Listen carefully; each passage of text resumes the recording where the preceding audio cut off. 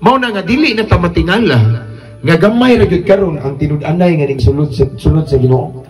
Nakay makita nga nagsigig simba, nakay makita nga nagsigi og ampo. Nga makita nimo nga naa sa mga pangginoo nga buloton, pero ang pagkinabuhi nila wala makita ang Ginoo, meaning nagsubay sila sa lapad nga dalan. Apan masigpit ang pultahan og lisod ang dalan padulong sa kinabuhi nga walay katapusan. O gamay lang ang nagasubay ni ana nga dalan. Musugot tag sa dili igsuon, dili ta pwede makapamugos-gud sa uban.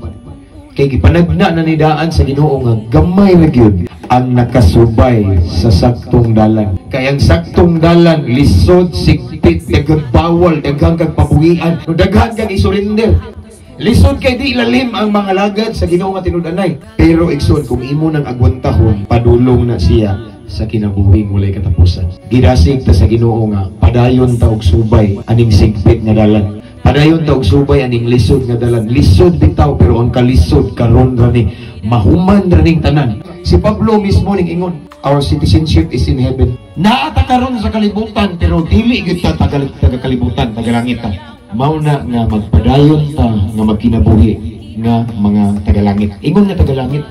Kaya naghan karon mga tao nga mo claim nga sakto mi taga langit mi, pero ang binuhatan taga impierno.